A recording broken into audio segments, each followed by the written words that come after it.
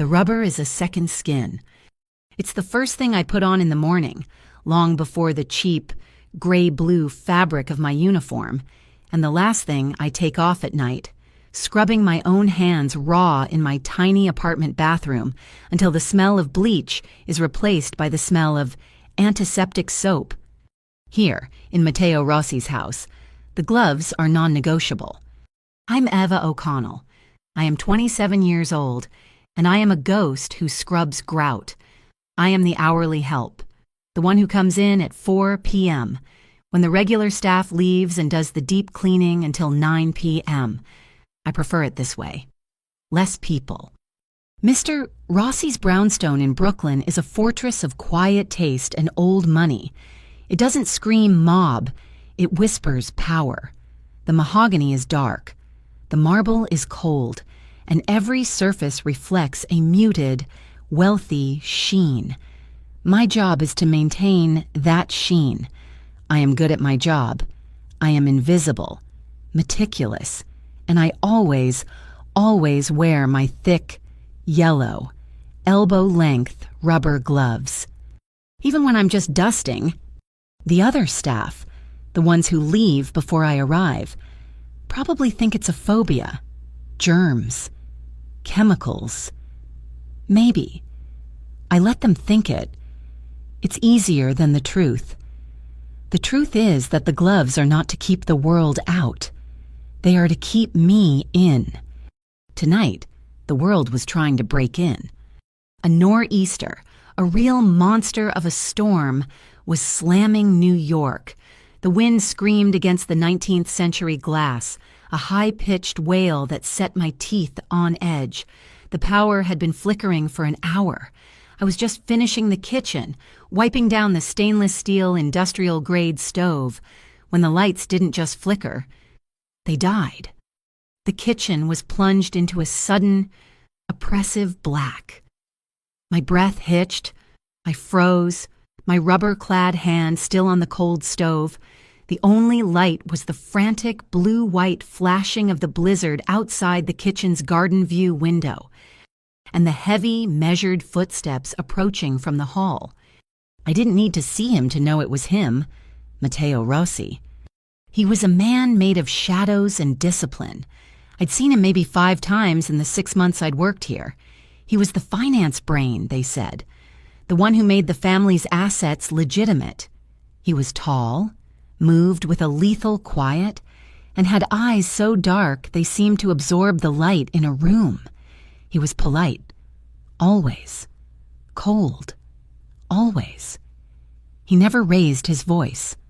And that, in this world, was the most terrifying trait of all. Ms. O'Connell. His voice cut through the dark. It wasn't loud, but it commanded the space. A beam from a small, powerful flashlight hit the floor, then angled up to illuminate his face. He wasn't looking at me, but at the main breaker box near the pantry. "Looks like you're stuck here for a while," he said. His tone was flat. "The streets are impassable. I've told the others they can use the guest rooms." "The others," I whispered. My voice sounded small. "Marco and 2 others from my security team are in the study." He flipped a few breakers. Nothing. "The grid is down." He turned the flashlight beam towards me. I flinched, shielding my eyes. "I can wait in the mudroom, Mr. Rossi, until there's a lull." "Don't be ridiculous," he said, not unkindly. "You'll freeze before you hit the corner. Come on." He walked past me, his flashlight beam illuminating a path to the massive 6-burner gas stove. He clicked one of the heavy knobs. Click, click, whoosh! A blue flame sprang to life, casting a warm, dancing light across the copper pots hanging overhead. He opened the massive refrigerator running on a battery backup. I realized and pulled out milk. From the pantry, he grabbed a tin of high-end cocoa powder and a bag of marshmallows. My boss, the financial head of the Rossi family, was making hot chocolate for his staff in a blizzard. "I find," he said, his back to me as he poured milk into a heavy-bottomed saucepan.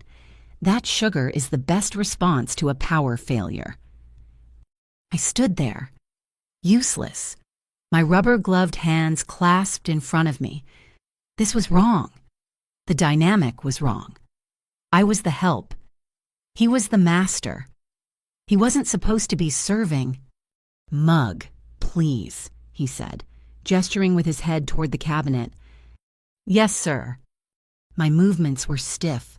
I opened the cabinet, the flashlight beam following me. I pulled down a heavy ceramic mug, then another for him. Then I hesitated, thinking of the men in the study. "Just 2 for now," he said, seeming to read my mind. "I'll send Marco in for the rest." He stirred the milk, the small metal whisk making a soft tink, tink, tink against the pan, the kitchen filled with the smell of warming milk and rich chocolate. It was domestic, safe. And that's when I let my guard down. He poured the steaming liquid into the mug I held out.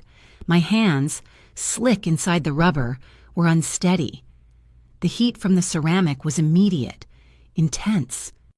"Careful," he said. Too late. The mug slipped. I tried to catch it, a desperate, clumsy juggle. Hot, scalding cocoa splashed over the back of my right hand, over the glove. The pain was sharp, instant. I cried out, a small, strangled sound. The mug hit the stone floor and shattered. A dark, milky puddle spread across the pristine white marble. I'm so sorry. Mr. Rossi, I'll clean it up. But I wasn't moving. I was staring at my hand.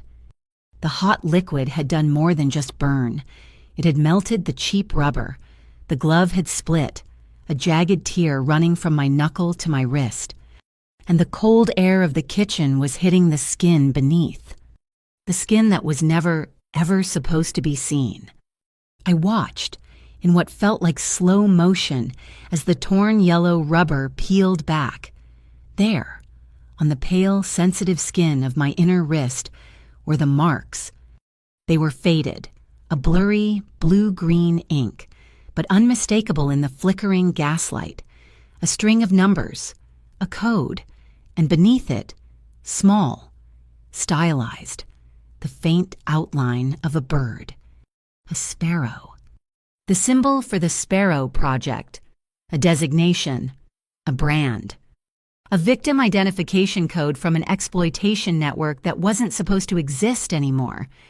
I forgot about the broken mug. I forgot about the storm. I forgot how to breathe. Matteo Rossi went silent. He wasn't looking at the mess on the floor. His flashlight beam was frozen, pinned directly on my wrist. I tried to pull my hand back to hide it, but I was paralyzed. His face was a mask, but his eyes changed. The cool indifference was gone. It was replaced by something sharp, calculating, and dark. It wasn't recognition of a wound. It was recognition of a logo. "Sir, He knew. Oh God, he knew the symbol.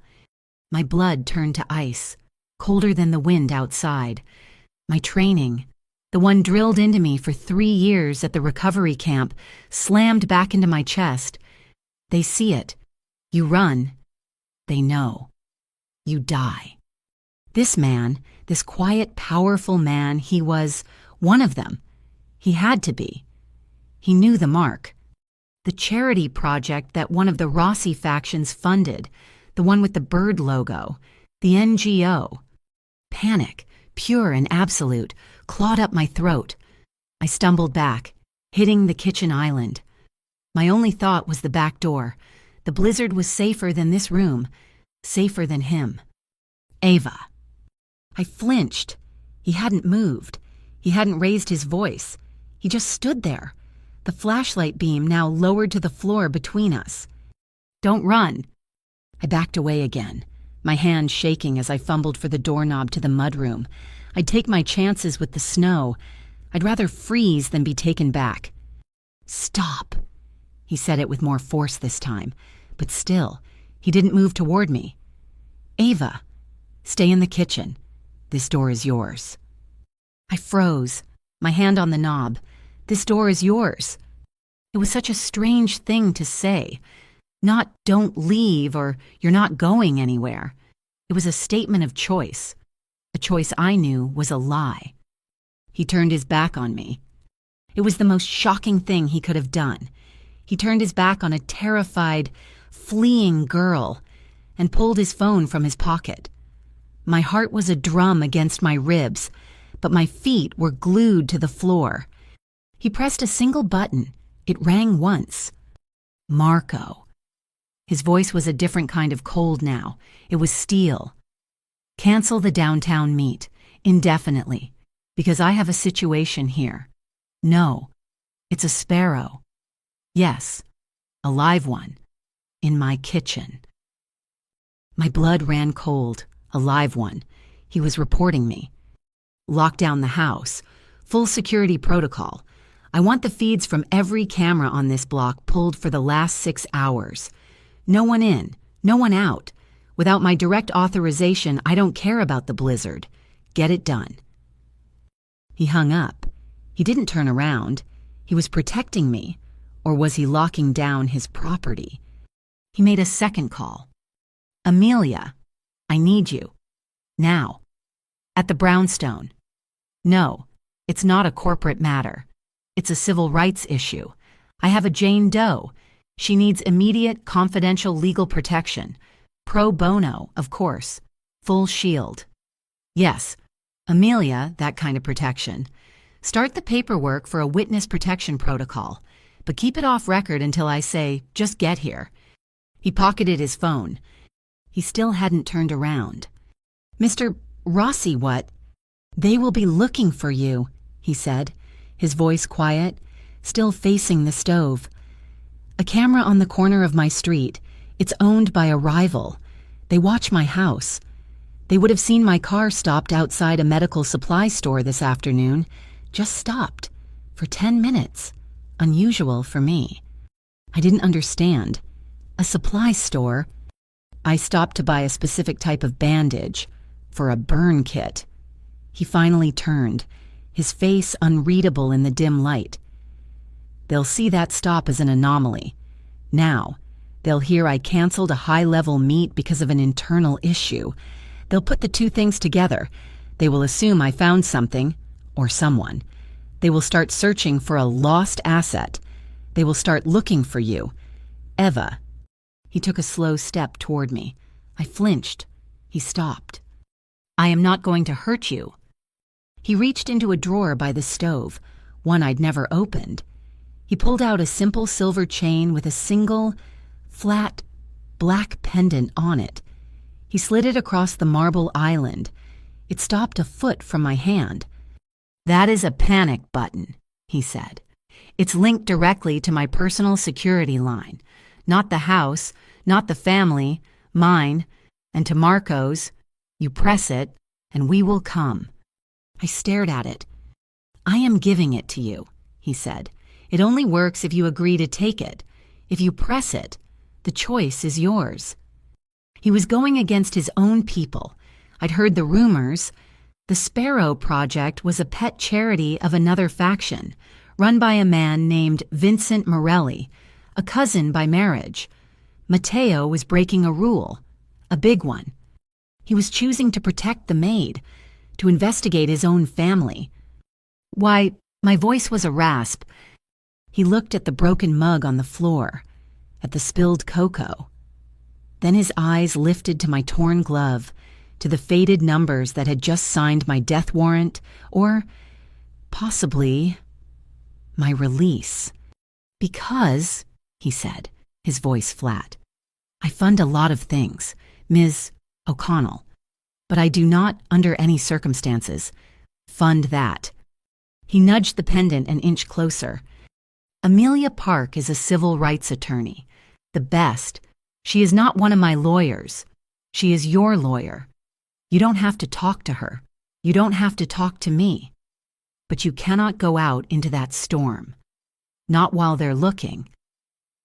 He turned and walked out of the kitchen, leaving me alone with the blue gas flame, the shattered mug, and the silver pendant lying on the cold, dark stone.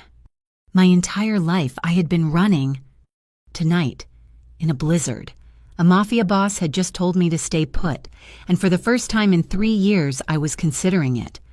I looked at the door, then at the pendant. "This door is yours."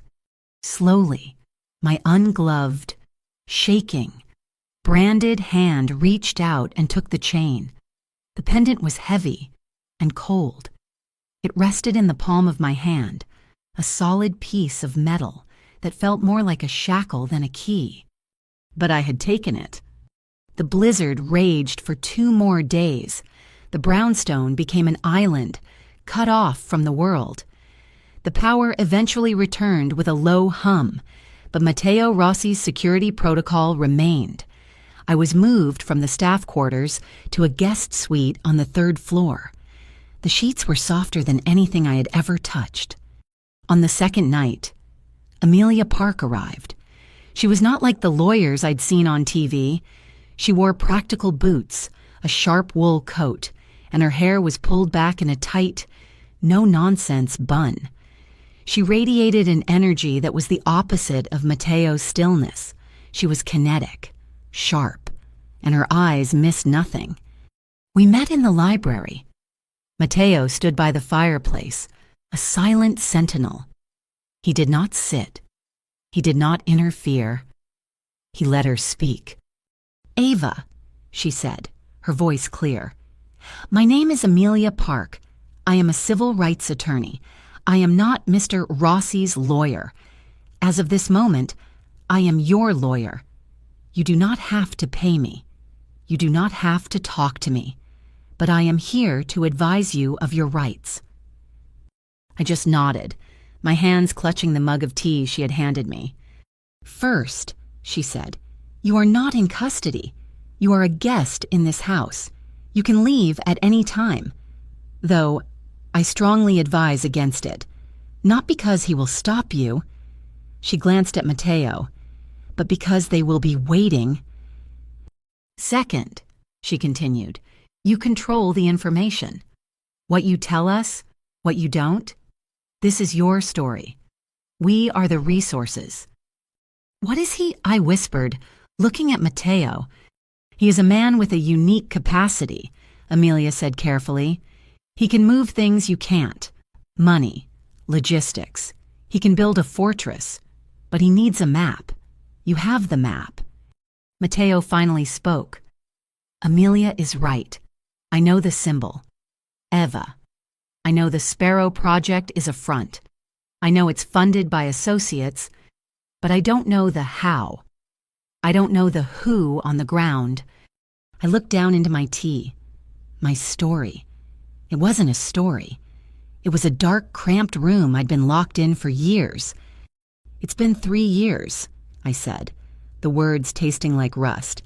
"I've been out for 3 years, since I got away." "Away from where?" Amelia asked gently. "The camp. They called it a recovery and wellness center. Upstate. It was for girls who'd had a hard time. That's what they told us. But it was just a holding pen, a place to prepare us, to make us compliant." My voice was flat, detached. It was the only way I could talk about it. "They tattooed us on intake," I said, my gaze distant. "Like inventory. They said it was so we could get our wellness benefits. The sparrow was their logo. We were their broken birds." Matteo's jaw tightened. A muscle flexed, the only sign of his anger. I reached into the pocket of the borrowed sweatpants I was wearing. My old wallet was inside. I pulled it out. From a slit in the cheap vinyl lining, I slid out a small, folded, water-damaged photograph. I unfolded it. A girl with bright, terrified eyes and a gap-toothed smile stared back. I wasn't the only one. I whispered. "This is Anna. She was only 12. She was smart. She helped me find the gap in the fence by the delivery entrance. She wasn't fast enough. She was supposed to be right behind me. I waited. But I couldn't finish. I just slid the photo across the polished mahogany table to Amelia. She looked at it, then passed it to Matteo. He held the small square of paper. He stared at Anna's face for a long, heavy minute. When he looked up, his eyes were not cold. They were black ice. "Vincent Morelli," he said. It wasn't a question. It was a verdict. For the next 2 days, the study became a war room. Matteo didn't sleep. He sat at his desk, flanked by 3 glowing monitors, and he did what he did best. He followed the money. I sat on the leather couch, wrapped in a blanket, watching him. He worked like a surgeon. "Here," he'd murmur, more to himself than to me. "The Sparrow Charity Fund. It receives anonymous donations. Millions." He clicked. "The fund then grants that money to look at this St. Jude's parish in the Bronx. A fake church. It doesn't exist." Another click. "The church then pays exorbitant shipping invoices to a single vendor, Morelli Cold Transport." His hands stopped. "My brother-in-law, Vincent." He leaned back, rubbing his eyes. "He's using refrigerated trucks, pharmaceuticals, he claims. He's moving people as frozen goods." The room was silent, save for the click of the keyboard. He was a different kind of predator. He didn't need fangs. He had spreadsheets. He turned his chair to face me. The trust was building, but it was fragile. He knew he needed more than just the money trail. He needed my memories. "Ava," he said, his voice low. "I need to ask you things you won't want to remember, but I will not take that information from you. We need rules." I pulled the blanket tighter. "Rules?" "Yes. A language. My team and we use safe words. I want to use one with you." He paused, looking for the right words. "If I ask a question you won't answer. If I get too close. If you just need me to stop looking at you, say red. I stop. Instantly. No questions asked." I stared at him. A safe word. He was giving me the help, the ghost, a word that could stop him. "And," he continued, "I will not touch you without asking first, ever. My hand on your arm, my hand on your back. Anything. I will ask. You have the right to say no. Is that clear?" "What?" I asked, my voice small. "Because," he said, "the only way to fight this thing is to be the exact opposite of it. They operate on control. We will operate on consent." He tested that promise 3 days later.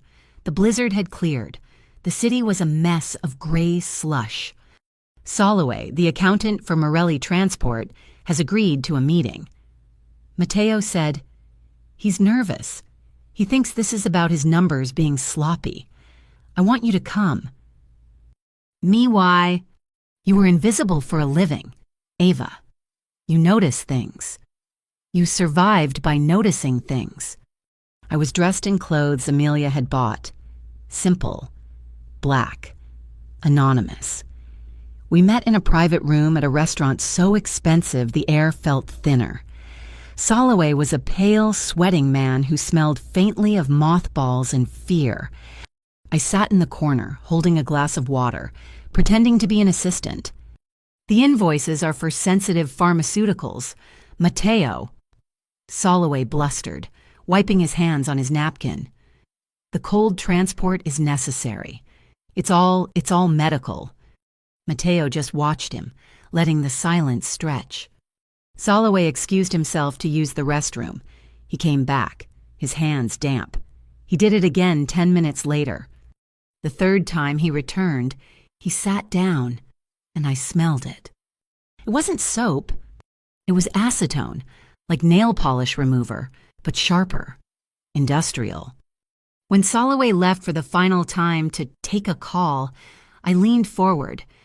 "He's lying," I whispered. Matteo's eyes flicked to me. "How do you know?" "His hands. He keeps washing them, but he's not just using soap. I smell a solvent. acetone or something like it. He's trying to get a chemical off his skin, not just germs. I connected the dots, my old life and my new one snapping together. The cargo, it's not pills. It's a liquid. Something that spills. Something he's afraid of. Something that sedates. Mateo's face was grim. They're not just transporting them. They're subduing them in the trucks, using the chemicals Soloway is so desperate to wash off. As we left the restaurant, Marco, Mateo's head of security, called Boss. Marco's voice was tight over the speakerphone. The word is out. Someone from Soloway's circle talked. The rumor is you're not just auditing, you're talking to a maid. My blood ran cold. Maid. And, boss, there's a 5-alarm fire at the Red Hook warehouse, the one Vincent uses. A trap. A classic move. Vincent was baiting Mateo, trying to pull him into a street war, to draw him out and eliminate the threat. Mateo didn't even blink. He looked out the window as the driver navigated the slick streets. Let it burn, Mateo said. Boss Marco sounded shocked. He wants me to bring guns. I'm bringing lawyers. He hung up. He made another call. Amelia, activate the Nest protocol. Yes, fund it all. I want 3 locations operational by midnight. He turned to me. Vincent thinks my power is in brick and concrete. He's wrong. He was establishing a network, a chain of safe houses, but not the kind I knew. A community kitchen in Queens, he explained, run by a retired nurse, a tattoo removal clinic in the village for women who want to erase marks like yours, a mobile health van, all run by women, no armed men allowed, places to sleep, to heal, and to testify. I was learning a new kind of power. It wasn't about violence. It was about infrastructure. Over the next week, I wasn't just hiding, I was training. Amelia and Marco taught me how to check a room for exits, the 2-person rule for any meeting, how to use the burner phone they gave me, programmed with a dozen different hotline numbers. I was learning to be safe, not just to hide. I remembered something. There was a place, I told Amelia. When I first escaped, a church, St. Michael's. I slept in the back pew for 2 nights. The priest, Father Luis, he gave me soup and a blanket. He didn't ask questions. Amelia's head snapped up. St. Michael's Eva, it was just shut down. The diocese sold the property to a developer. Very sudden. A new kind of fear hit me. Father Luis. Mateo handled it. He was gone for hours. When he returned, he looked tired, but resolute. Father Luis is safe, he said. He's at one of the nests. He was expecting someone to come for him. He's been waiting. Mateo placed a heavy, water-stained accounting ledger on the desk. He gave me this. He knew. Eva. He knew the recovery camp was a lie. He opened the book. It wasn't a ledger of money. It was a ledger of names. Girls. Dozens of them. Dates. Notes. And next to maybe 30 of the names, a small faded stamp, hand-carved from an eraser. A sparrow. He logged every girl who came to him, Mateo said, his voice thick. Everyone he fed.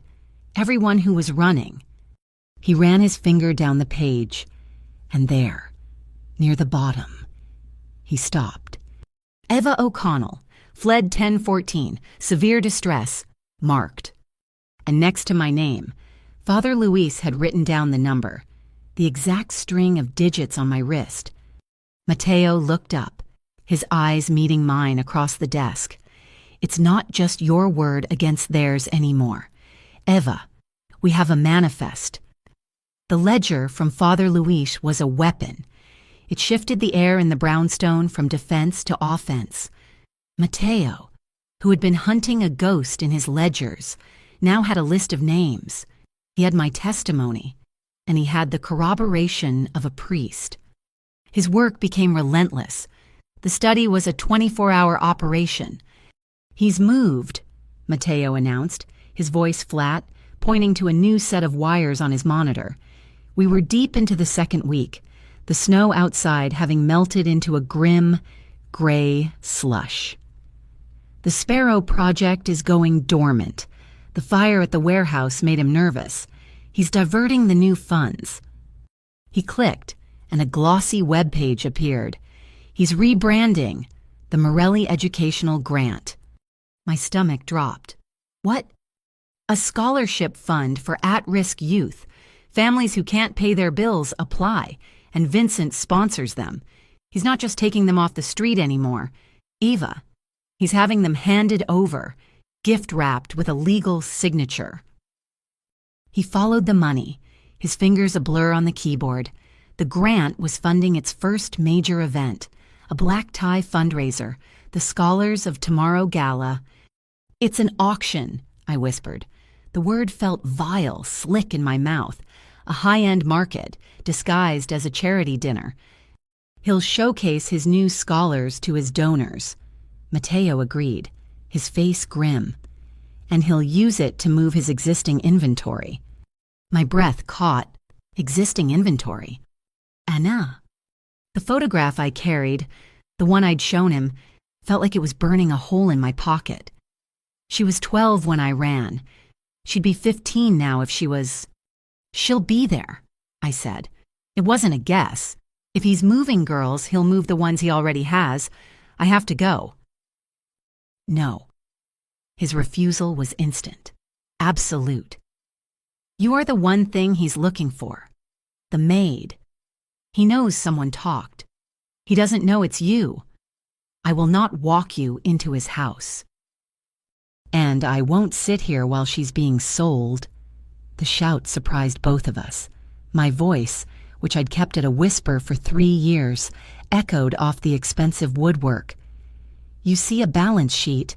Matteo, I see her. I see a 12-year-old girl who boosted me over a fence and said, 'Run.' I know her. I'll recognize her. Your men won't." We were locked in a stalemate, his cold logic against my burning certainty. He broke first, but not in the way I expected. "Red," he said, his voice quiet. I froze. "What?"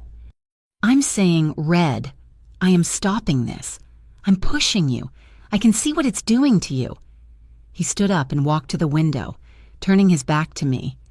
He was using the safe word, on himself. For me. "There is no other way. Matteo," I said, my voice softer now. "If you don't help me get in, I will use that door you gave me. I will find my own way." He was silent for a full minute. I could see the tension in his shoulders. He was the protector, and I was forcing his hand. "A bargain, then," he said, turning back. "Not a request. A bargain." The terms were set. I would not be a guest. I would be what I had always been invisible. I would be on the catering staff. Marco would be wired to me, an earpiece so small it looked like a hearing aid. Amelia would be in a car, 1 block away, with an emergency writ of habeas corpus and a federal protection order, ready to file the instant I was detained. And his one unbreakable rule: the second I say abort, you walk. No questions. You don't go for Anna. You don't go for anything. You get out. Agreed. Agreed. The night of the gala. The air in the brownstone felt thin, electric. I was in a cheap black and white uniform, my hair pulled into a severe bun. Matteo found me in the kitchen, practicing holding a heavy tray of champagne flutes. My hands were shaking. "Put it down," he said. He was in a bespoke tuxedo, a dark, devastating shadow. "Get your coat. We're going to be late." "This is more important." The black town car cut through the city, but we didn't go downtown. We drove to Queens, to a quiet, walled cemetery. The snow was still clinging to the shadows, and the world was hushed. Marco drove. Matteo sat in the back with me. He led me to a simple, elegant marble headstone. Isabella Rossi, beloved mother. My mother, he said, his voice low, the sound absorbed by the snow. She loved this city, and it took everything from her. He stood, not as the boss, not as the financier, but as a son. My father operated the old way. Favors, violence, debts. When he died, the organization his partners came to collect. My mother was sick. Her medical care was expensive. They used that. They held her life as collateral. I watched his face, outlined by the cold glow of the city lights. I was 16, but I was good with numbers. I found the money they'd hidden. I moved the assets. I created shadow accounts. I made myself the invisible knife, the one who could ruin a man's empire from a back room without ever firing a shot. I made myself so valuable they couldn't touch me. I saved the family finances. He paused, his breath a white cloud in the air. But I was too late. She died, owing us. He turned to me then, and his eyes were not the eyes of a boss. They were the eyes of a 16-year-old boy. I tell you this, Eva, so you understand. Vincent Morelli, he is the thing I swore to destroy. He is the man who uses people as collateral. I will not use you that way. I didn't know what to say. He reached out. His gloved hand stopped, hovering in the air between us, a bare inch from my face. May I? He asked. I couldn't speak. I just nodded. His thumb, soft through the leather, brushed a strand of hair from my cheek. It was the lightest touch I had felt in my entire life, but it anchored me to the spot. It wasn't a touch of possession. It was a touch of permission. You are not collateral, Eva, he whispered. You are the reason. Now, let's go. The gala was a blinding sea of diamonds and noise. I kept my head down, my tray steady, my steps measured, invisible. I see you. Marco's voice was a tiny, reassuring tick in my ear. You're on the east wall. Good. Stay on the perimeter. Across the grand ballroom, I saw Matteo. He moved through the crowd like a panther, effortless and deadly, shaking hands, a cold smile on his face. And then I saw her. She was standing near the stage, laughing. Her hair was an impossible, brilliant platinum blonde. Her red dress clung to her.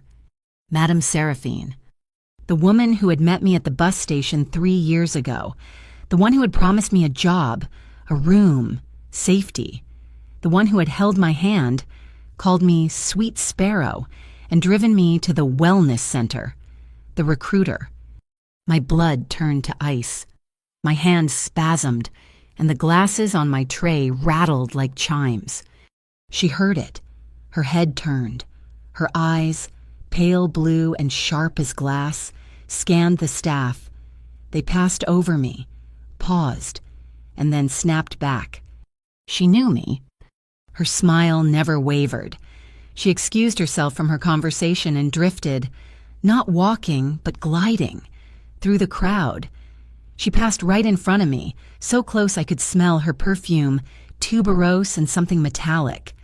She leaned in, her lips almost brushing my ear, her voice a silken whisper. My, she breathed. They always say sparrows return to the nest. How lovely. She was gone before I could even react. Ava. What was that? Marco's voice was frantic in my ear. Your heart rate just hit 130. Who was that? It's her, I choked out, backing into a service alcove. The recruiter. Her name is Seraphine. Abort! Matteo's voice cut in, sharp and cold. Get to the South Service exit. Now, Eva! No, I hissed. She's here. That means the girls are here. She's the one who handles them. Before he could argue, the lights dimmed. A spotlight hit the stage. Vincent Morelli, all teeth and expensive charisma, stepped up to the podium. "My friends, thank you for supporting our scholars of tomorrow," he boomed. As he started his speech, Matteo moved. He didn't go for the stage. He walked, calm and unhurried, to the front table. Table 1. Where 2 state senators and the city's biggest real estate developer were sitting. He placed a slim, dark tablet on the white linen tablecloth. "Vincent." Matteo's voice was conversational, but it sliced through the room. The microphone picked it up. Vincent's smile faltered. "Matteo, a pleasure. I didn't know you were... I was just showing our friends here the balance sheet for your charity. It's fascinating." The room went absolutely still. "For instance," Matteo continued, his tone academic, "how you managed to allocate 60% of all donations to refrigerated transport, and how those transport invoices for pharmaceuticals were all paid to a shell company owned by you. This wasn't an argument. It was a public execution." Vincent's face turned a deep, blotchy red. "This is family business. You..." "No, Vincent," Matteo said, his voice dropping, but the microphone amplified every cold word. "You used my family's name to do this. This is my business." He tapped the tablet. "And my partners, they're very interested in my audit." The men at the table weren't looking at Matteo. They were looking at Vincent with open disgust. Vincent wasn't just a criminal. He was sloppy. He was a liability. Vincent stared at Matteo, his mask of charm completely gone. "You'll regret this," he hissed, a promise meant only for Matteo, but the mic caught it. "I will find what you hold dear, Rossi, and I will burn it to the ground." He stormed off the stage. "Ava, now." Matteo's voice was urgent in my ear. "The room is unstable. Get out!" "The back room," I whispered. "Where Seraphine was." "I have to check." "Ava, abort." 60 seconds. I didn't wait. I dropped my tray onto a bus station and moved, melting into the chaos as people started to murmur and move. I slipped through the staff-only door. The hallway was empty, pulsing with the sounds of the kitchen. I saw the room Seraphine had come from, a green room for speakers. A single guard stood outside, but his phone was to his ear, and he was gesticulating wildly, clearly getting orders. As he turned his back, I slipped inside. It was empty, just a couch, a vanity, but a door in the back was ajar, a storage closet. It wasn't for coats, it was for goods. 6 small, identical duffel bags were lined up on the floor. My heart hammered. I ripped one open, a cheap toothbrush, a plain set of clothes, and a small, worn, brown stuffed bear with one button eye. Finny. Anna's bear. She'd had it since forever. I'd stitched that button eye back on myself, 2 weeks before I ran. I grabbed the bear. "Ava." Marco's voice screamed in my ear. 2 men, badged. They're not hotel security. They're Vincent's. They're fake cops. They're blocking the service exit. Get out. Main hall. Now. I burst from the room, clutching the bear, and ran back into the ballroom. I dropped all pretense of being a waitress. I ran. "Matteo." I yelled, just as I saw them. 2 men in dark suits, guns holstered, making a line for me. Matteo was already moving. He intercepted me, grabbing my arm, not hard, but with a force that pulled me off my feet. "This way, not the front door." He hauled me toward the parking garage escalator. We slammed into the back of the town car. Marco was already in the passenger seat, his gun drawn. "Go! Go! Go!" The driver peeled out of the garage. "We're clear," Marco said, looking behind us. "No," I panted, clutching the bear. "We're not." In the side mirror, I saw it. A black SUV. No plates. That had been parked across from the hotel. Its lights flashed on, and it pulled out. Fast. "They're behind us," I said. Matteo looked at me. "You're sure?" "I know what it feels like to be hunted." My hand, shaking, went to the chain around my neck. I ripped the pendant out from under my shirt and squeezed it hard. The SOS. A light on Marco's console flashed red. "Signal confirmed, boss." "Driver," Matteo said, his voice impossibly calm. "Protocol S, now." We swerved onto the FDR, heading for the bridge. The SUV stayed right on us, weaving through traffic like a missile. "They're gaining," Marco said, his voice tight.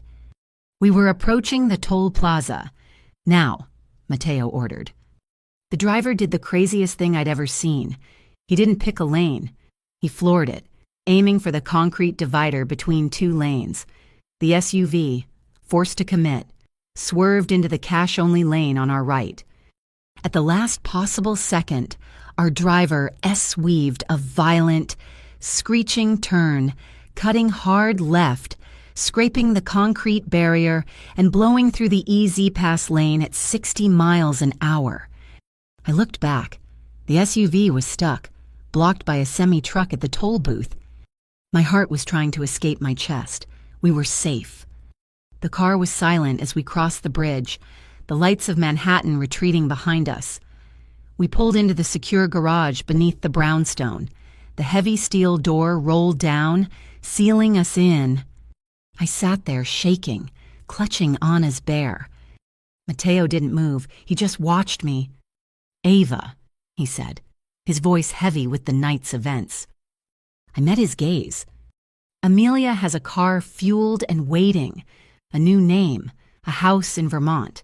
You can be there by sunrise. You will be safe. You never have to see this world, or me, again." He paused. I will continue to look for Anna. But you will be out." He was offering me the door again. "Or," he said, "you stay. We use that bear. We use your memory of Seraphine. We use the financial records, and we end this. But if you stay, what just happened, that's your life. I can't promise to protect you from it. Only with you."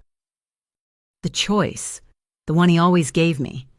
I looked down at the small, dirty bear. I thought of Anna, 15 now. I thought of Seraphine's poison whisper. Sparrows always come back. I looked up at Matteo. "You told me you were the invisible knife," I said, my voice shaking but clear. "I was..." "Then teach me how to be sharp." His eyes held mine. He saw the terror, and he saw the resolve. He nodded. "Once. We stay," I said, "and we finish it." My choice hung in the air of the brownstone, heavy and final. The days of me being a ghost, a victim hiding in the walls, were over. I had chosen to be the knife. Matteo accepted my decision with a grave nod. The war room in the study changed. The atmosphere of quiet investigation turned into one of sharp, focused aggression. But Matteo's weapons remained spreadsheets, law books, and the telephone. He began what he called legal violence. "Vincent's power isn't guns. Ava," he explained, his eyes never leaving the 3 monitors that glowed with bank routes and shipping manifests. "It's impunity. It's the belief that his money and his connections make him untouchable. We are going to touch him. Everywhere." For 48 hours, he was a storm. I sat on the couch, Anna's bear in my lap, and watched him dismantle an empire. He didn't send men. He sent court messengers. "Amelia," he'd bark into his phone, "file the first civil suit, wrongful imprisonment based on fraudulent contracts, name the scholarship fund and every one of its board members. Yes, all of them. Send a copy of the filing to the Post." He'd hang up and make another call. "Miles, I need a simultaneous lien. All assets of Morelli Cold Transport. Freeze the trucks. I don't care about the produce. The paperwork I sent you proves they're unregistered carriers of hazardous materials. The solvent I told you about, file it yes, now. He was choking the source. He leaked forged invoices to a financial reporter invoices so close to Vincent's real ones that they would trigger an immediate, chaotic audit. He was cutting off the money, the mobility, and the reputation, all at once. It was a masterpiece of bloodless legal warfare. And it was working. By the third day, Vincent was hemorrhaging partners. The state senators from the gala had publicly denounced him. We thought we were winning. We thought we were in control. On the fourth day, Marco missed his check-in. Marco, who was always 5 minutes early. Marco, who joked that Matteo was scarier with a laptop than his father was with a shotgun. Marco, who had become a quiet, reassuring presence, the man who always made sure my door was locked. He just vanished. He's not answering, Matteo said, his voice a tight wire. He was looking at a tracking app on his phone. Marco's SOS pendant, the same kind he'd given me, was offline. The dread in the room was so thick I could barely breathe. Then the front doorbell rang. We both froze. No one rang the front bell. Not ever. Matteo motioned for me to stay, but I followed him. He looked through the peephole. The stoop was empty. He unlocked the door, the sound of the deadbolt echoing in the silent hall. On the top step sat a small white cardboard box, a bakery box. He brought it inside, placing it on the kitchen island, the same island where he'd offered me the pendant. He didn't open it. He just stared at it. Matteo. He opened a drawer and pulled on a pair of black leather gloves. Slowly, he lifted the lid. My stomach heaved. It wasn't blood. It wasn't anything graphic. It was worse.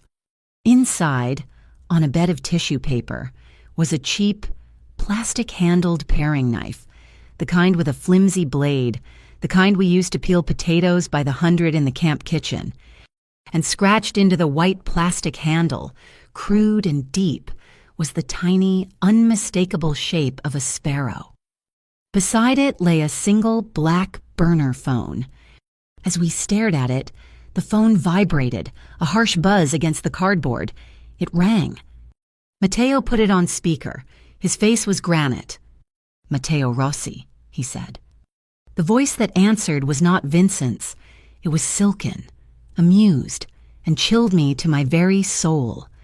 Hello, darling, Madame Seraphine purred. I do hope you received our little housewarming gift, a sparrow for your lovely nest. Where is he, Seraphine?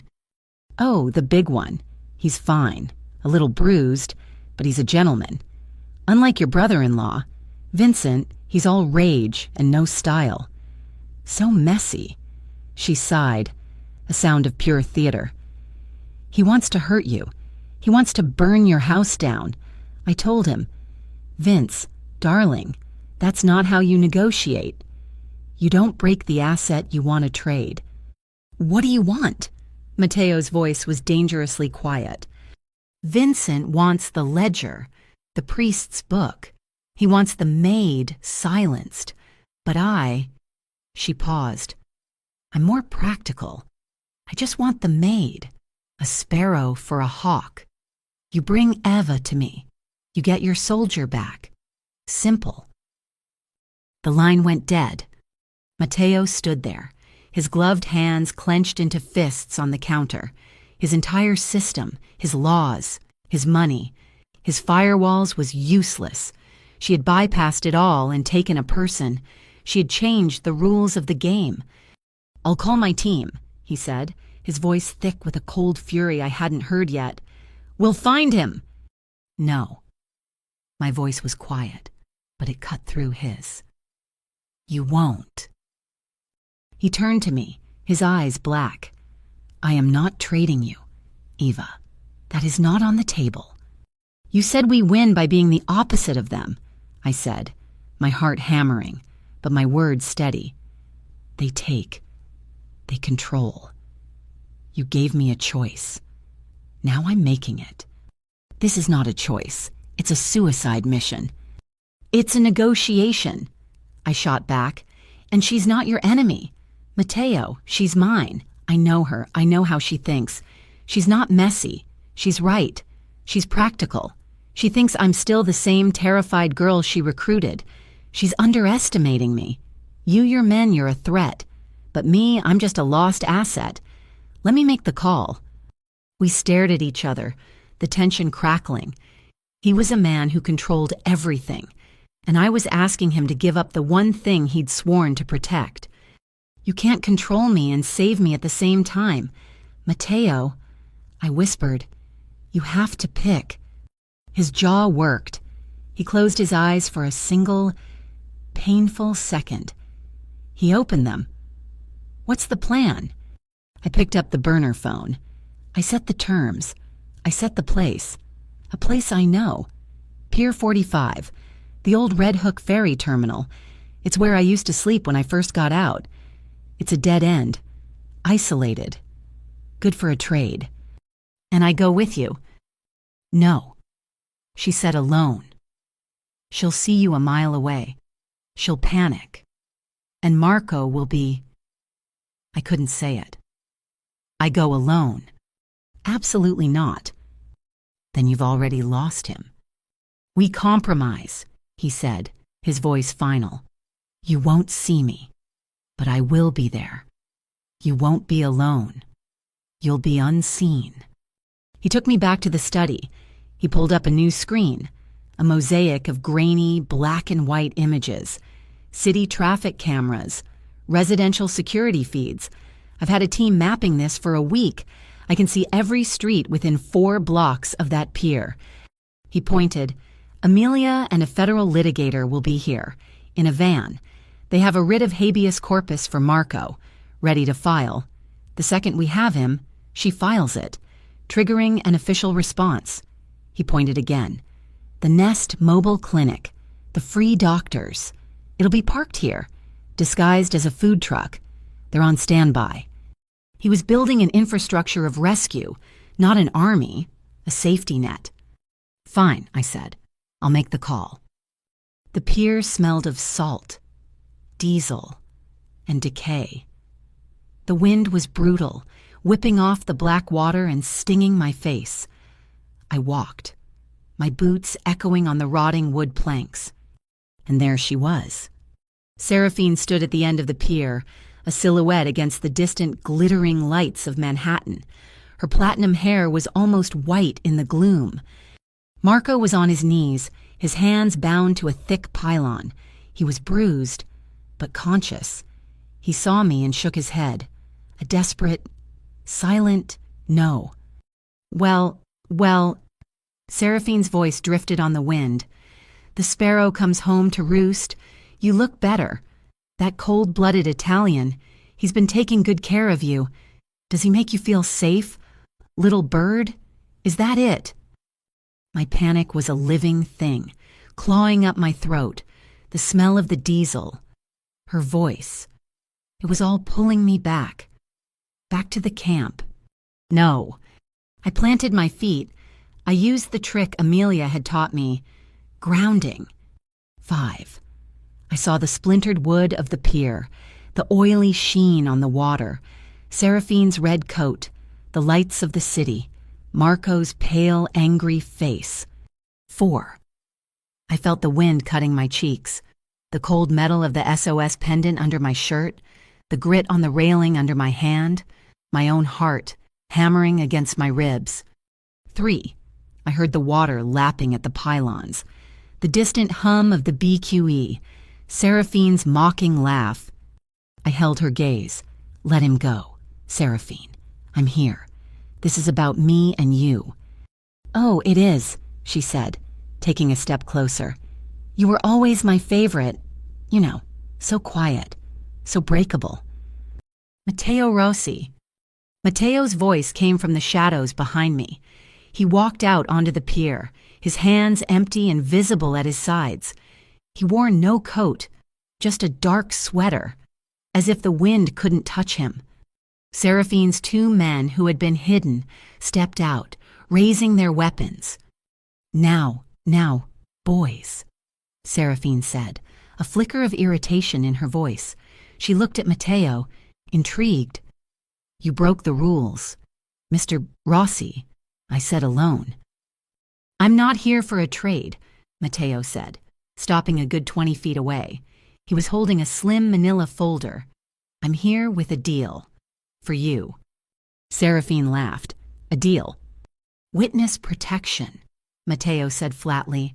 A new name, a new life, untouchable. In exchange for that.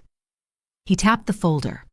A signed affidavit, and the full list, not just Vincent, the clients, the donors, the ones who came to the galas.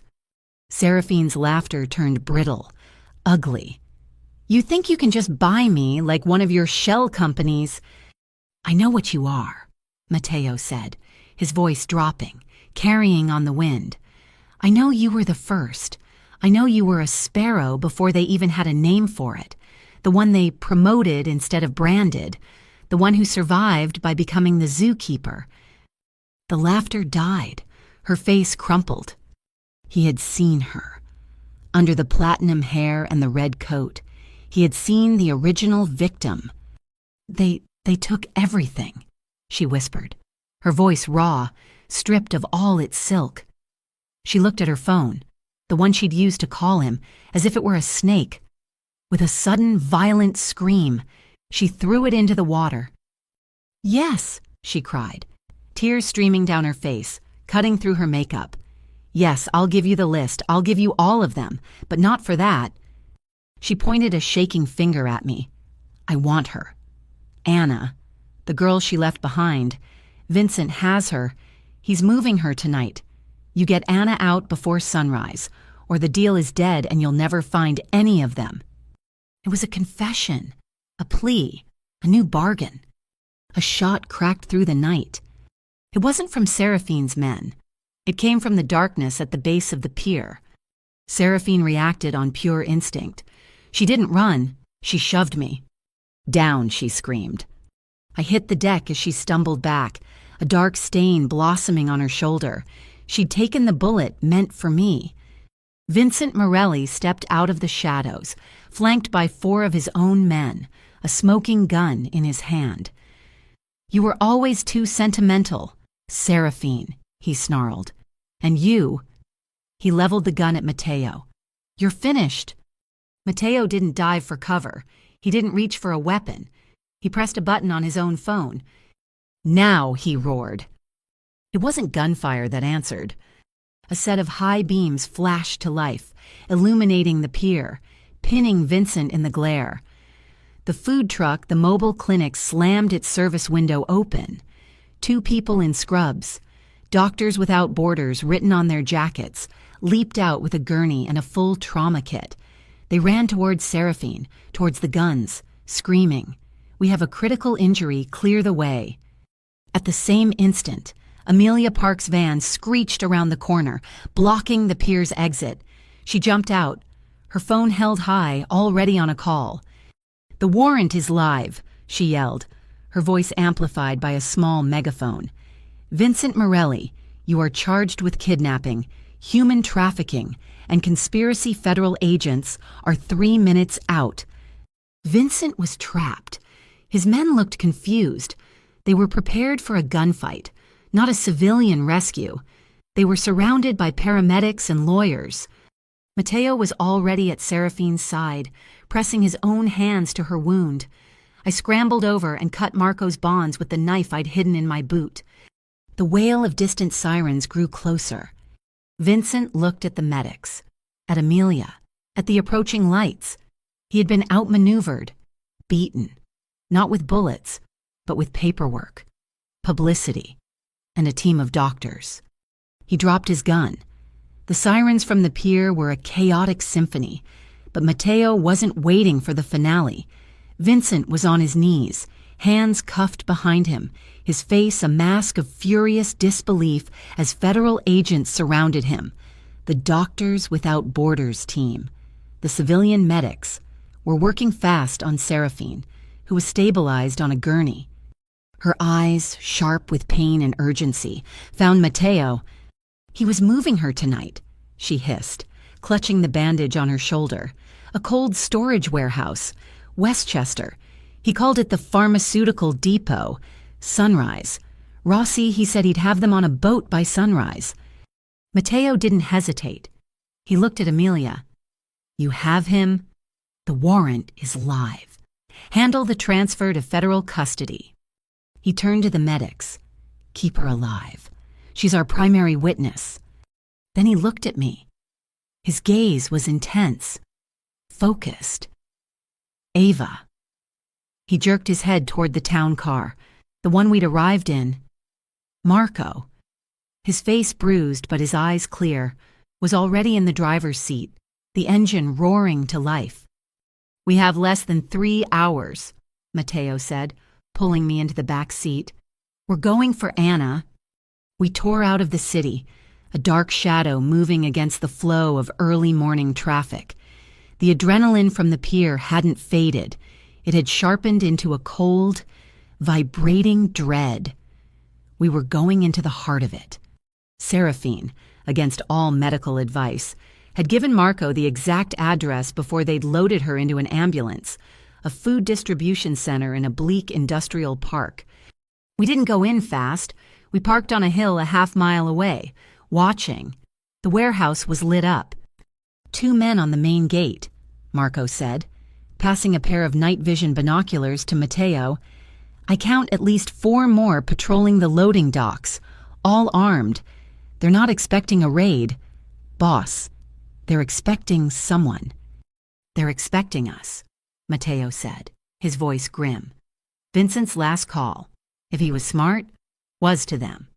"They'll be under orders to dispose of the inventory if we show up." My blood froze. Inventory. Anna. "So we don't go in as an army," Matteo said, his mind already working, dissecting the situation. "We don't go in shooting. That triggers the lockdown. We go in quiet. We cut the power." "A place that size," Marco said, "it's got industrial generators." "It does," Matteo agreed. "But the main grid switch controls the fire safety system. By law, fire safety overrides security. I'm not triggering the generator. Marco, I'm triggering the default. We cut the main power. The magnetic locks are required to fail safe. They must release." He wasn't going to fight them. He was going to unlock them. He and Marco moved out, vanishing into the shadows of the industrial park, dressed in black, heading for the main transformer junction a block away. I was in the mobile clinic, the food truck, which had followed us from the city. It was our command center. Amelia was in her van nearby, coordinating a legal perimeter. My earpiece crackled. "Ava." Matteo's voice was low. "We're in position, but I need eyes inside. I'm sending you the schematics. Tell me where they're holding them." I looked at the tablet, a blueprint. Seraphine said Freezer 3, the pharmaceuticals wing. Suddenly, the entire warehouse, the entire block, went black. The deep, humming silence was immediate. I heard faint shouts from the warehouse. "The grid is down," Matteo said. "Marco, Eva, you're on. Go, go." Marco materialized at the clinic door. "Stay behind me." We moved through the darkness to a rear service entrance. Marco tried the handle. It was locked solid. "He lied," Marco hissed, pressing his ear to the steel. "The locks didn't fail. They're on an internal battery backup." "He must have a dead man's switch," I whispered, the panic rising. "He knew. He's trapped them in there." "There's a keypad," Marco said, using a small tool to pry the cover off. It glowed with a faint red light. "We don't have time to cut through this. Boss, we're locked out. It's a keypad. Needs a code." The line was silent for a beat. "How many digits?" "Marco." Matteo's voice was tight. 12. It's a 12-digit numeric. Another pause, then a sharp intake of breath. "It's his offshore account," Mateo said. The realization was sharp, cold. "The one I found, the one he thought no one on Earth knew. His escape fund. He's using it as a password." "Give it to me, boss," Marco said, his fingers poised. Mateo recited a string of 12 numbers.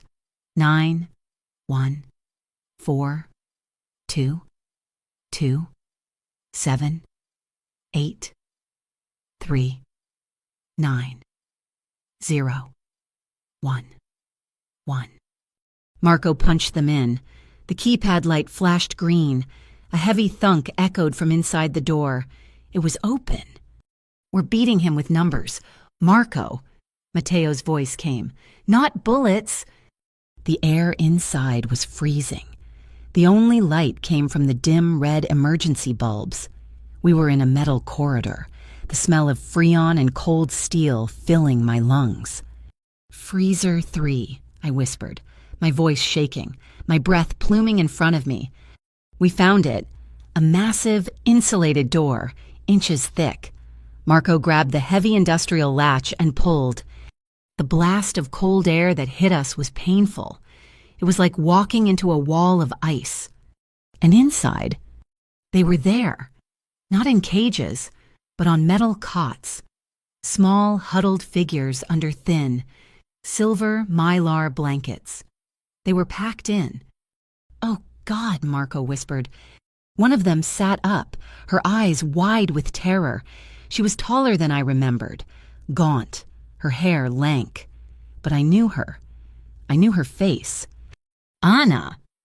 She flinched, pulling the blanket up to her chin, cowering. She didn't recognize me. I was just another shadow in a dark, terrifying room. "Anna," I said again, moving slowly, my hands open. "It's me, it's Eva." She just shook her head, tears freezing on her face. I had to reach her. I had to pull her back. I thought of the camp, the games we played, the slang we used to pass notes, to give warnings, the code we'd invented. "Hey," I said softly, crouching down. "It's cold. We go now. Anna, the soup is on." Her head snapped up, her eyes, wide and terrified, focused. The soup is on. Our signal. The one we'd whispered in the dark for a year. It meant, the coast is clear. Run now. "Hey, Eva." Her voice was a cracked, frozen whisper. "It's me." I pulled the yellow scarf from my coat pocket, the scarf Amelia had given me, the signal for the nest safe houses. "We're all going, right now. All of you." I turned to the other girls, who were now sitting up, watching. "We're here to help." "Marco," I said into my mic, my voice breaking. "We have them. They're so cold." How many? Mateo's voice was urgent. I counted 8. There are 8 girls. Anna is confirmed. Marco was already helping them up, wrapping them in thicker blankets from his pack. "We are secure. We have the package." I did a final check of the dark, freezing room. "No one left behind," I said, my voice thick. "We're coming out." We shuffled them into the corridor, and the main lights of the warehouse blazed to life. We were flooded in harsh, white fluorescence. Standing at the end of the hall, by the main loading dock, were the federal agents, and standing between 2 of them, in handcuffs, was Vincent. They must have brought him here from the pier to open his own warehouse. He saw me.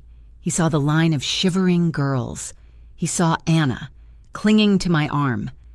The mask of the charming businessman, the philanthropist, was gone.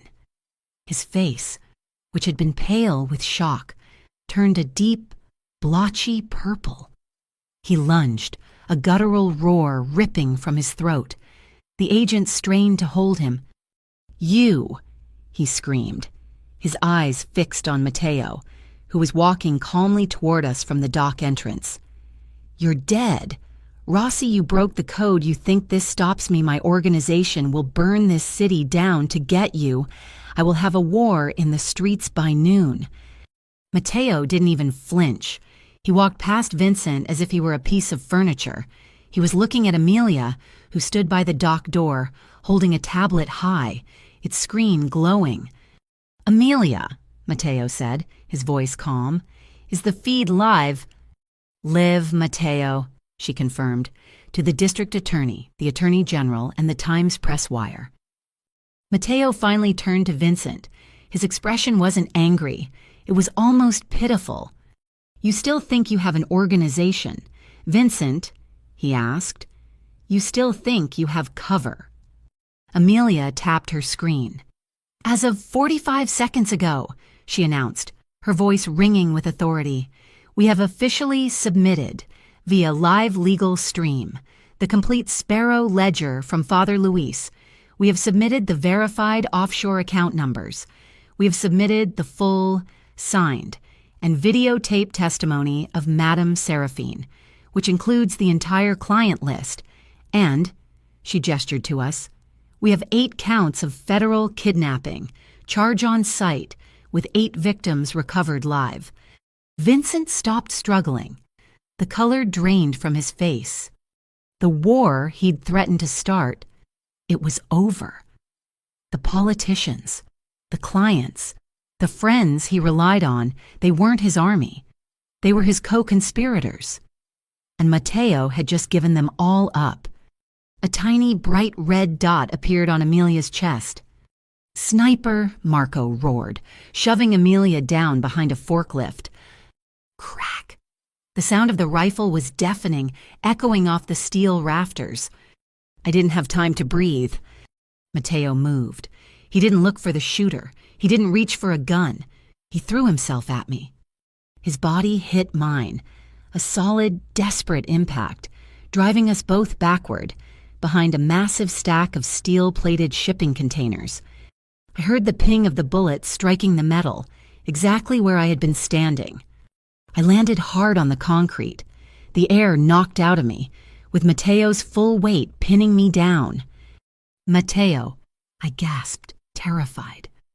"I'm fine," he grunted, but I felt a sudden, sticky warmth spreading through the fabric of his sweater, just above his shoulder. "You're hit. You're bleeding." "It's a graze," he said, his voice tight with pain. He pushed himself up just enough to look at me, his body still shielding mine, his eyes scanning the catwalks above. "Marco." "No return fire, I repeat. Do not engage. This is a clean scene. We have the package. Do not engage." He was protecting the evidence. He was protecting the legality of the rescue. He would take a bullet before he let one of his men turn this into a mob shootout. The federal agents, not bound by his order, were already moving, weapons drawn, screaming. "Shooter on the catwalk, Sector 4. The sirens, dozens of them, converged on the warehouse, a deafening, overwhelming wave of sound. It was over. The next few minutes were a blur of red and blue lights. The federal agents swarmed the catwalks, apprehending the sniper, one of Vincent's last loyal bodyguards. The girls, including Anna, were being gently guided by the medics into the warm, safe ambulance, the mobile clinic. They were finally safe. Marco, I saw, was fine, just bruised, his anger cold and sharp. I saw them lead Seraphine out of a separate, unmarked car. Her arm was in a sling, her face gray, but she was walking. A female agent put a fresh set of handcuffs on her. Seraphine looked across the chaotic scene and saw me. She didn't smile. She didn't look sorry. She just nodded. Once. Accepting her part of the deal. I walked over to Matteo. He was leaning against the side of the clinic, his face pale, while one of the medics applied a heavy field dressing to his shoulder. The bullet had torn a nasty groove through the muscle, a graze, but a deep one. I just stood there, my body finally starting to shake. He looked up at me, his eyes dark in the flashing lights. He saw the terror still clinging to me. He reached out with his good hand. He didn't touch me. He just held it out, palm up, in the space between us. I placed my trembling hand in his. His grip was strong, warm, and real. "It's over, Eva," he said, his voice raw. "You'll have enemies everywhere now," I whispered. "The family, the clients you exposed, Vincent." Matteo looked at the line of police cars. He looked at the ambulance where Anna and the others were finally safe, finally warm. "Tomorrow," he said, his voice rough with exhaustion and pain, "I will be hated more than any man in this city. But tonight, they will be free to sleep for the first time in years." He squeezed my hand. "It's a fair trade." The day after the warehouse was a new kind of loud.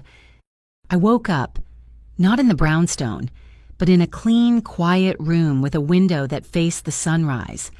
I was in one of the nests, the safe house in Queens, run by a retired trauma nurse named Helen.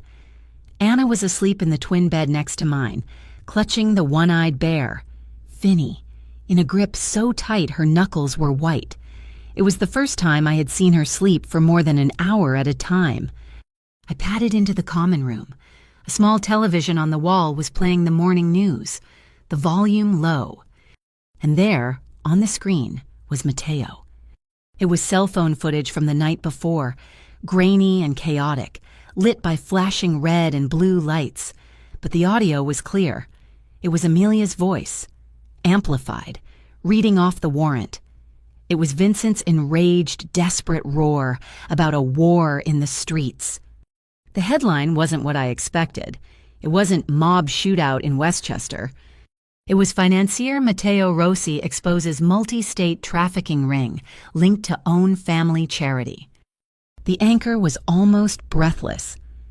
"What we are seeing," she said, "is a financial and legal implosion. Mr. Rossi, in a move that has stunned Wall Street and law enforcement, didn't just tip off the feds. He live-streamed the entire legal case ledgers, offshore accounts, even a witness affidavit directly to the Attorney General's office, effectively blowing the whistle on his own family's associates." I sank into a chair. He hadn't just won. He had confessed. He had taken the path of absolute transparency, a strategy so alien to his world that they never saw it coming.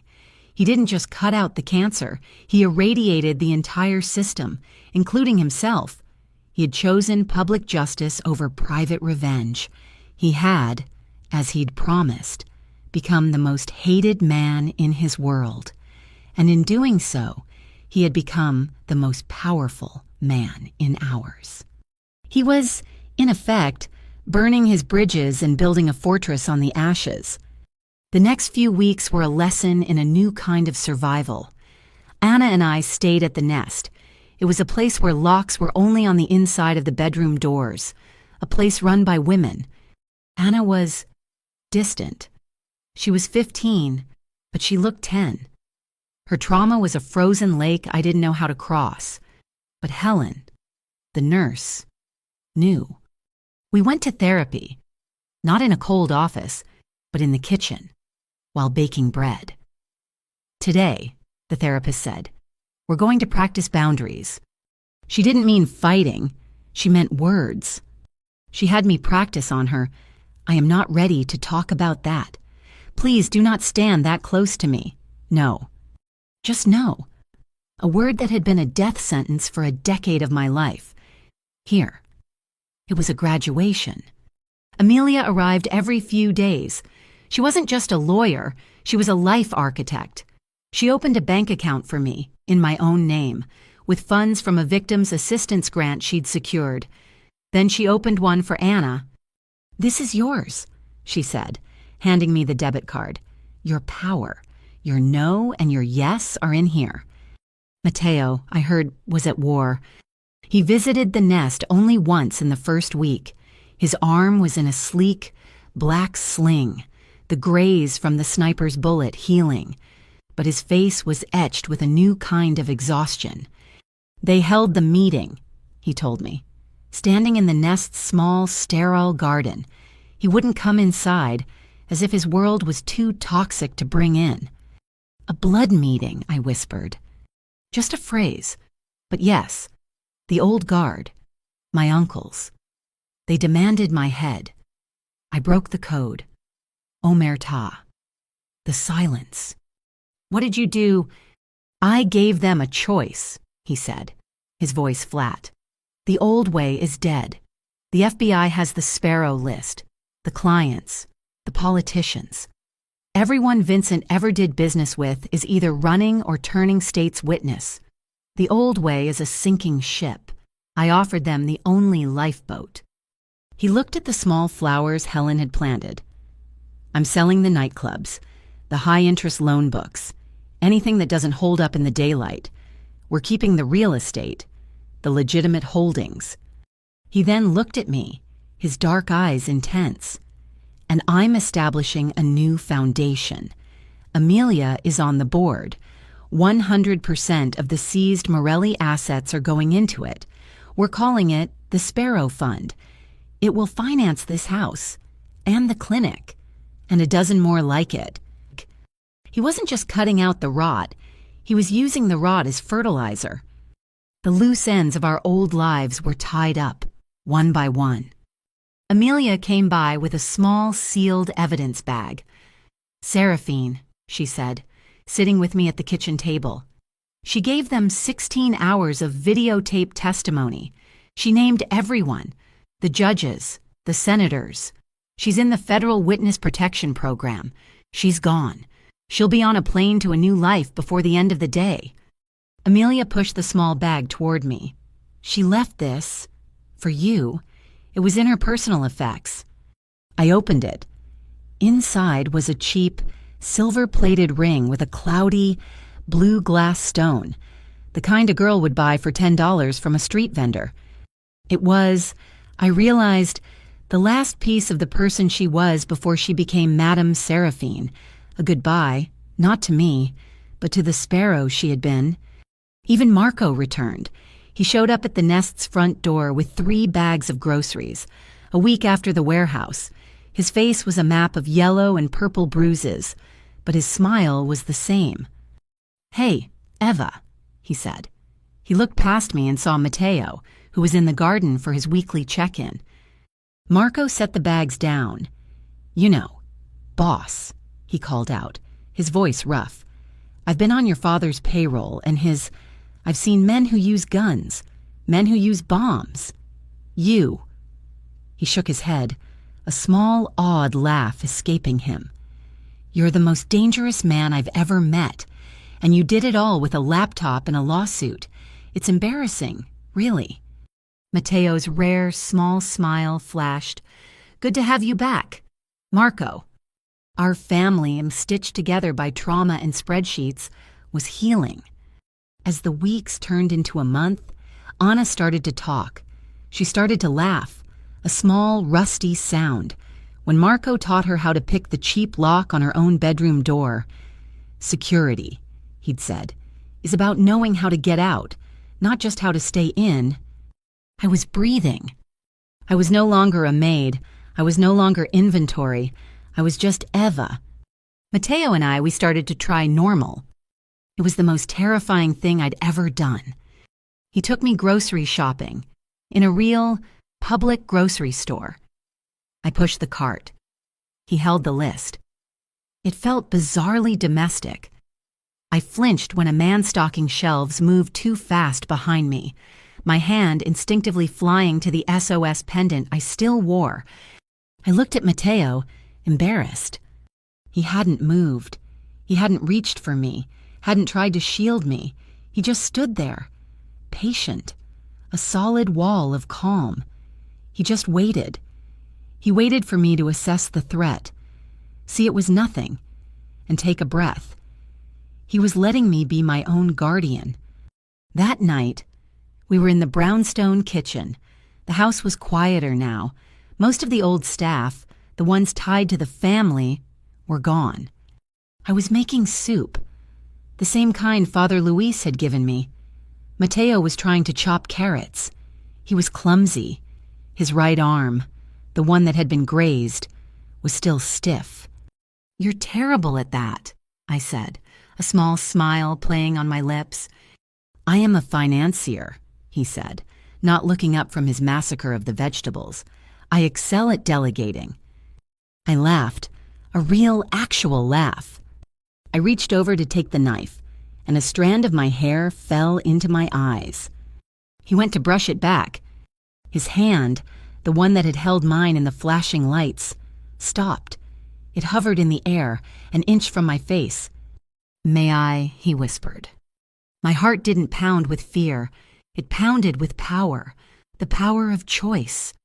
I leaned forward, just that single inch, pressing my temple into his warm, gentle fingers. I nodded.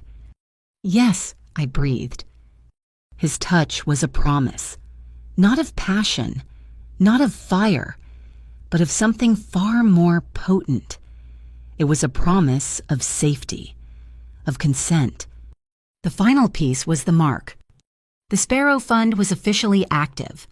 Amelia's first project was the tattoo removal clinic, the one Mateo had funded in the village. She went with me.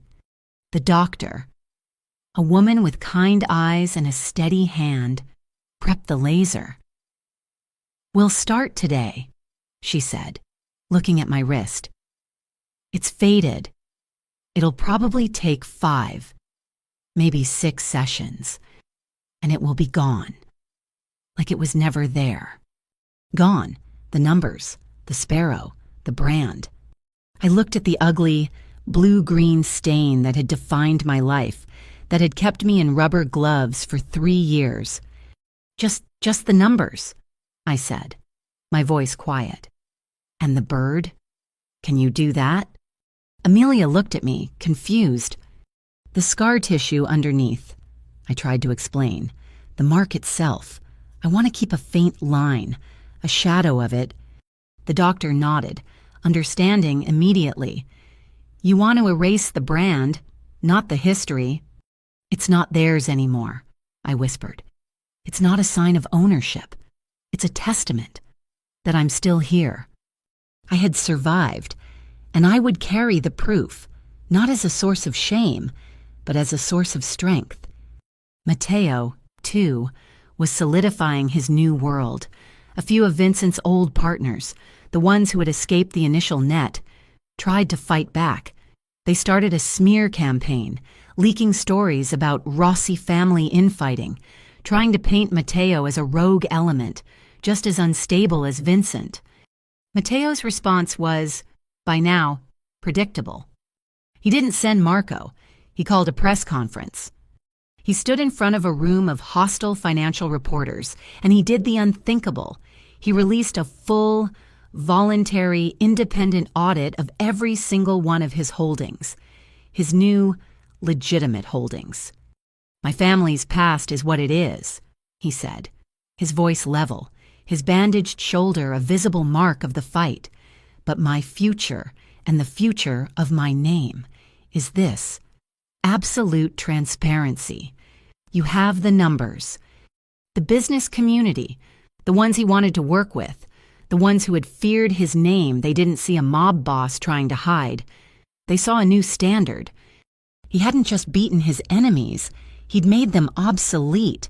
Spring came to New York, not with a gentle thaw, but with a series of clean, sharp breaks. The ice didn't just melt, it cracked. The first crack was the gavel. United States v. Vincent Morelli. I sat in the back of the federal courtroom next to Amelia when the judge handed down the sentence. Vincent, looking pale and 10 years older, didn't even look at us. He was sentenced to 45 years. No parole. But Mateo's legal violence hadn't stopped with him. The list Seraphine provided, combined with Mateo's financial maps, set off a wildfire. The Sparrow Network, which we learned had tendrils in 6 different states, was systematically dismantled. The real shock, the one that dominated the news for weeks, was the donors, the philanthropists, the real estate tycoons, the pillars of the community who had attended the galas. They were exposed, one by one. Some faced charges, others, the ones Matteo couldn't touch legally, were ruined by the one thing they feared more than prison, public shame. The audit he'd released had made him the standard for transparency, and his old associates were now radioactive. My life was unrecognizable. I was no longer Eva, the maid. I was Eva O'Connell, coordinator for the Sparrow Fund. I had an office. It was a small, bright room at the Queen's Nest safe house. I had a laptop and a budget. I was learning nonprofit management online, studying how to write grants, how to manage a payroll, how to build the infrastructure of safety that Matteo had started. Anna was thriving. She was enrolled in a public high school in a different borough, under a new, legally changed last name. She was on the debate team. She was loud. She argued about everything, from curfews to cafeteria food. It was the most beautiful sound in the world. She still had nightmares. We both did. But now, when she woke up in her own room with a door she could lock, in a house that was safe. Matteo, too, had officially stepped away. He resigned from the family. There was no grand ceremony, no dramatic exit. He simply walked away. He wasn't the head of the Rossi organization anymore. He was now the head of Rossi Compliance Group, a high-end consulting firm that companies hired to find the rot in their own finances. He used the same skills that made him an invisible knife to now make corporations bulletproof. He was, in the most ironic twist of all, a legal weapon for hire. A large portion of his personal assets, the money he'd made before all this, had been quietly transferred into a social trust, the trust that would fund the Sparrow Network indefinitely. Our lives had found a new, quiet rhythm. The terror of the warehouse, the pier, it had faded from a raw, open wound to a scar. The phantom limb of panic was still there, but it didn't rule me. One evening, in late May, we were on the balcony of the brownstone. The air was warm, smelling of city pavement and the first roses from the garden below. I had been living there, in my own suite, for 2 months. We were drinking tea, not hot cocoa, just tea. He was quiet, leaning against the rail, his sling long gone, though I knew his shoulder still ached when the weather turned. Anna got an A on her history paper, I said, just to fill the silence. He smiled, a real, soft smile. I'm not surprised. She has a strong legal mind. She terrified my new lawyer last week. She's going to be okay, I whispered. We all are, he said. He turned, his dark eyes watching me. He was, as always, giving me space, not crowding me.